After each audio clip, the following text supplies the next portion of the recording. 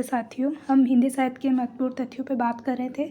तो आइए देखते हैं सरस्वती पत्रिका के संपादकों की सूची को देखेंगे। कौन कौन सरस्वती पत्रिका के संपादक रह चुके हैं। तो जगन्नाथ दास रत्नाकर, श्याम सुंदर दास, राधा कृष्ण दास और हैं कार्तिक प्रसाद खत्री, किशोरी लाल गोस्वामी। इन्होंने सरस्वती पत्रिका का संपादन सबसे पहले संभाला था 1900 से 1901 तक। आगे श्याम सुंदर दास ने 1899 से 1902 तक श्याम सुंदर दास ने सरस्वती पत्रिका का कार्यभार संभाला। सबसे पहले श्याम सुंदर दास थे। फिर उसके बाद है महावीर प्रसाद द्विवेदी। इनका जो कार्यकाल था सरस्वती पत्रिका का तो 1903 से 1921 तक है। आगे कामता प्रसाद गुरु ने 1920 में संभाला सरस्वती पत्रिका का कार्यभार।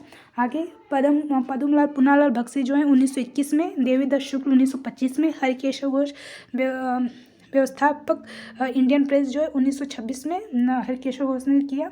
आगे उदय नारायण वाजपेयी जो कि सहायक रूप से गणेश शंकर विद्यार्थी, देवी दयाल चतुर्वेदी और हरिभाऊ उपाध्याय, देवी प्रसाद शुक्ल और शंभू प्रसाद शुक्ल, इन लोग सहायक रूप से, और ठाकुर प्रसाद में इन्होंने 1928 से 1933 तक जो है सरस्वती पत्रिका का संपादन किया।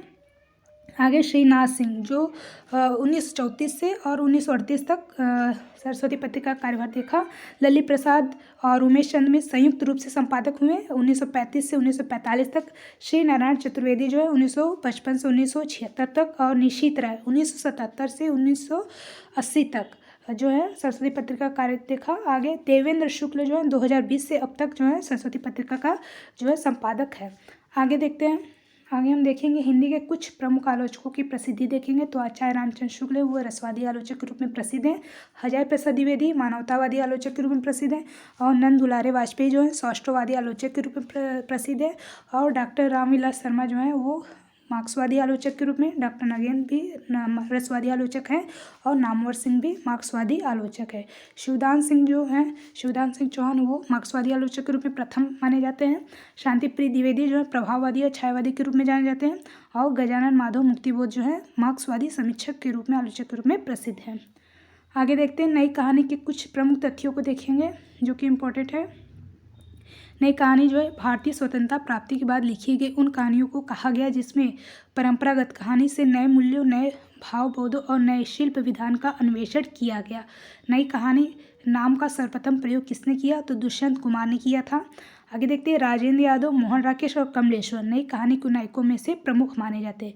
तो ये इंपॉर्टेंट बनता है कि नई कहानी के नायकों में कौन कौन प्रमुख है। तो राजेंद्र यादव है, मोहन राकेश है और कमलेश्वर है। आगे देखते हैं इसकी विशेषताएं देखते हैं। नई कहानी की विशेषताएं कौन सी है?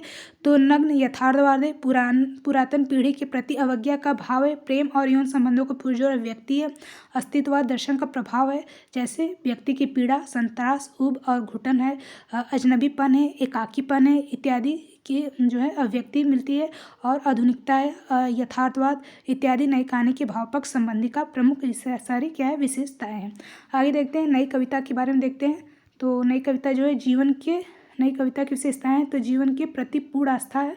नई कविता के अंतर्गत क्षणवाद में जीवन के एक एक क्षण को अंतिम क्षण तक भोगने का संकल्प मिलता है। नई कविता में लघु मानव समाज के निम्न वर्ग को प्रस्तुत करना होता है, अनुभूति की सच्चाई है और बौद्धिक यथार्थ दृष्टि है, यौन कुंठा और यौन वर्जनाओं की संशय अभिव्यक्ति मिलती है नई कविता में, और विशिष्ट शिल्प विधान यानी कि भाषा, बिंब, प्रतीक, उपमान, लोक शब्द इत्यादि जो है सारी चीज़ें जो है नई कविता की विशेषताओं के अंतर्गत है। इसके कुछ महत्वपूर्ण तथ्य देखते हैं नई कविता में। तो नई कविता में कैक्टस को प्रतीक के रूप में मान्यता मिली, फलस्वरूप कैक्टसवाद का जन्म हुआ। कैक्टस जो है अदम्य उत्साह और आकांक्षा का प्रतीक है। तो ये जो है इम्पोर्टेंट है कि कैक्टस किसका प्रतीक है? तो अदम्य उत्साह और आकांक्षा का प्रतीक माना जाता है। आगे देखते हैं। तो नई कविता में लघु मानव की प्रतिष्ठा किसने की है? तो विजय देव नारायण शाही ने की है। आगे देखते हैं हिंदी उपन्यास के कुछ महत्वपूर्ण तथ्य देखेंगे। तो हिंदी उपन्यास में कुछ जो महत्वपूर्ण प्रश्न है तो भाग्यवती को हिंदी का प्रथम उपन्यास किसे माना है? तो विजय शंकर मल्ल ने माना है। और आगे सर वाल्टर स्कॉट की उपाधि से विभूषित उपन्यासकार कौन है? तो सर वाल्टर स्कॉट तो वो है वृंदावन लाल वर्मा। आगे प्रगतिवादी उपन्यासों के जनक कौन माने जाते हैं? तो पांडे बेचन शर्मा उग्र हैं। हिंदी का पहला खुला राजनीतिक उपन्यास जीने के लिए राहुल सांकृत्यायन का। आगे फणीश्वरनाथ रेणु का वो उपन्यास जो अपूर्ण है यानी पूरा नहीं, तो रामरत्न राय है। और हिंदी की प्रथम सर्वोत्तम लघु आंचलिक उपन्यास कौन सा है? तो सेठ बाकीमल अमृतलाल नागर का है। विश्वविद्यालय परिसर के जीवन पर लिखित हिंदी का प्रथम औपन्यासिक कृति कौन सा है? तो विश्वविद्यालय परिसर के जीवन पर लिखा हुआ तो वह घरौंदा यानी राघे राघव का है। आगे का वह उपन्यास जो अस्तित्व व दर्शन पर आधारित है तो अपने अपने अजनबी है। आगे राघे राघव का वह उपन्यास जिसमें गोरखनाथ के नाथ पंथ की कथा का वर्णन किया गया है तो कौन सा है वो? तो जब आवेगी काली घटा नामक जो है इसमें गोरखनाथ के नाथ पंथ का वर्णन किया गया है। आगे देखते हैं, आगे देखेंगे हिंदी उपन्यास में कुछ प्रथम तथ्यों को देखेंगे। तो हिंदी में आख्यायिका शैली का जो प्रथम मौलिक उपन्यास है तो वो कौन सा है? श्यामा स्वप्न। हिंदी में प्रथम ऐतिहासिक उपन्यास हृदयहारिणी व आदर्श रमणी है। हिंदी पत्रात्मक प्रविधि में लिखा जो पहला उपन्यास है प्रथम मौलिक उपन्यास तो वह चंद हसीनों के खतूत हैं, पांडे बेचन शर्मा उग्र का है। आगे देखते हैं तो हिंदी प्रथम आंचलिक उपन्यास मैला आंचल है, रेणुका है, फैश्वनाथ रेणुका। हिंदी में 43 अय्यारी उपन्यासों के जनक कौन है? तो देवकीनंद खत्री हैं। हिंदी में जासूस उपन्यास के जनक गोपाल राम गहमरी। हिंदी ऐतिहासिक उपन्यास परंपरा के जनक कौन है? ऐतिहासिक तो वह है किशोरीलाल गोस्वामी। हिंदी का सर्वप्रथम जीवन चरित्रात्मक उपन्यास झांसी की रानी है। और आगे हिंदी का पहला राजनीतिक उपन्यास कौन सा है? तो प्रेमाश्रम है। आगे देखते हैं उपन्यास से संबंधित तथ्यों को देखेंगे। तो नूतन ब्रह्मचारी हिंदी का ऐसा प्रथम उपन्यास है जिसमें बाल मनोविज्ञान की व्यंजना हुई। महत्वपूर्ण तथ्य है। हिंदी का प्रथम यथार्थवादी सामाजिक उपन्यास कौन सा है? तो वह देवरानी जेठानी की कहानी पंडित गौरीदत्त का है। हिंदी का पहला उपन्यास कौन सा है? तो निस्सहाय हिंदू है जिसमें मुस्लिम समाज का चित्रण किया गया है। तो इम्पोर्टेंट है कि किस उपन्यास में मुस्लिम समाज का चित्रण हुआ है? तो निस्सहाय हिंदू में। आगे देखते हैं अय्यारी उपन्यास का सूत्रपात करने वाले किस्सा गोई जो है परंपरा को जन्म देने वाले कौन है? तो देवकीनंद खत्री हैं। इम्पोर्टेंट है। आगे वैश्य जीवन पर आधारित हिंदी का प्रथम उपन्यास कौन सा है? तो स्वर्गीय कुसुम व कुसुम कुमारी है जो कि वैश्य जीवन पर आधारित ये पहला उपन्यास है। आगे देखते हैं जासूसी उपन्यास के जनक कौन है? तो गोपाल राम गहमरी को कहते हैं और ये हिंदी का कानन डायल इनको कहा जाता है। किनको? तो गोपाल राम गहमरी को। आगे देखते हैं अमृतलाल नागर के उपन्यास देखते हैं कौन कौन से जो इनके महत्वपूर्ण उपन्यास है। तो महाकाल 1947 का, सेठ बाकीलाल 1955 का, बुध और समुद्र 1956, शतरंज के मौर्य 1959, सुहाग के नूपुर 1960, अमृत और विष 1966 है, सात घूंघट वाला मुखड़ा 1968 और एकदा नैमिषारण्य 1972 का है। आगे देखते हैं खंजन नयन 1981 का, बिखरे तिनके 1982, अग्निगर्भा 1983, करवट 1985 और पीढ़ियाँ 1990। तो ये अमृतलाल नागर के सभी जो हैं उपन्यास महत्वपूर्ण है। आगे देखते हैं, आगे देखेंगे हिंदी नाटक में प्रथम महत्वपूर्ण तथ्य कौन कौन से हैं। तो हिंदी का सबसे पहला मौलिक नाटक है आनंद रघुनंदन का महाराजा विश्वनाथ के अनुसार। भारतेंदु जी का पहला जो है मौलिक नाटक कौन सा है? तो नहुष है और वो किसका है? बाबू गिरधर दास उनके पिताजी हैं। बाबू गिरधर दास का नहुष नाटक जो है भारतेंदु जी का पहला मौलिक नाटक माना है।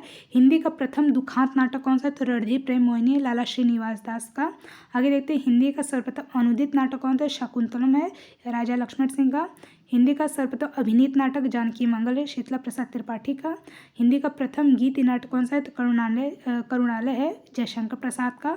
हिंदी में समस्यात्मक नाटकों के जन्मदाता कौन है? तो लक्ष्मी नारायण मिश्र है। हिंदी में ऐतिहासिक नाटकों के जन्मदाता कौन है? तो जयशंकर प्रसाद है। हिंदी में प्रतीकवादी नाट्य परंपरा के जनक वो भी जयशंकर प्रसाद है। और कौन सी है? तो प्रतीकवादी नाट्य परंपरा जनक तो जयशंकर प्रसाद का कामना है। आगे देखते हैं केंद्रीय संगीत नाटक अकादमी की स्थापना कब हुई? तो 1953 में केंद्रीय संगीत नाटक अकादमी की स्थापना हुई। 1953 में इप्टा यानी जन नाट्य संघ स्थापना कब हुई? तो 1889 में हुई जन नाट्य संघ का। आगे देखते हैं भारत का सबसे पहला पाश्चात्य रंगमंच स्थापित कहाँ हुआ था? तो बंगाल में हुआ था। ये सभी जो है तथ्य इम्पॉर्टेंट है। आगे देखते हैं हिंदी नाटक कुछ महत्वपूर्ण तथ्यों को देखते हैं। तो भारतेंदु जी की जो रचना है भारत दूरदशा ये हिंदी का पहला मौलिक राजनीतिक नाटक माना जाता है। आगे भारतेंदु जी के कुल नाटकों की संख्या कितनी है? तो कुल नाटक 17 हैं जिसमें 9 मौलिक हैं और 8 अनुदित हैं। जयशंकर प्रसाद का पहला नाटक कौन सा है? तो 1910 में प्रकाशित सज्जन को माना जाता है पहला नाटक। करुणालो को हिंदी का प्रथम गीति नाट्य माना जाता है, जयशंकर प्रसाद का है। डॉक्टर नगेंद्र ने गीति नाट्य को भाव नाट्य की संज्ञा दी है। किसने दी है? तो डॉक्टर नगेंद्र ने। अनुष्ठान नाटक को मानव की दिग्भ्रांति यात्रा का नाटक कहा जाता है। 8वां सर्ग नाटक प्रथम बार हत्या शीर्षक से कथा पत्रिका में प्रकाशित हुआ था। 8वां सर किसका है, तो राजेंद्र प्रसाद का है, और ये प्रथम बार हत्या शीर्षक से कथा पत्रिका में प्रकाशित हुआ। तो चलिए अभी के लिए इतना ही, और भी कुछ महत्वपूर्ण तथ्यों को देखेंगे नेक्स्ट वीडियो में। जय हिंद।